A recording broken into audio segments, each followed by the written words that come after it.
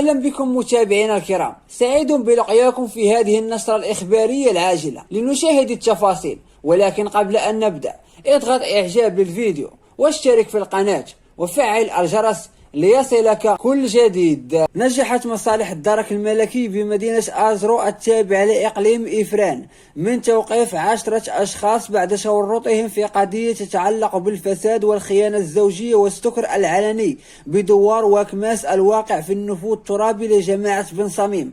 وأسفرت العملية عن اعتقال 5 سيدات، 3 منهن متزوجات و5 رجال متزوجين داخل أوبريج تم سحب رخصته سنة 2017 ليستغله صاحبه بعد ذلك في توفير خدمات لممارسة الدعارة ليلا. وجاء تدخل رجال الدرك الملكي بعد إخبارية توصلت بها مصالحه لتعمل على تنسيق مع النيابة العامة المختصة بابتدائية آزرو ونصب كمين محكم أعقب عن مداهمة الأوبريج واعتقال النزلاء الذين تم ضبطهم في حالة تلبس بممارسة الفساد والخيانة الزوجية والسكر العلني، وتم الاحتفاظ بالمشتبه فيهم رفقة صاحب الأوبريج تحت تدابير الحراسة النظرية رهن إشارة البحث القضائي الذي تشرف عليه النيابة العامة المختصة للكشف عن جميع الظروف والملابسات في هذه القضية.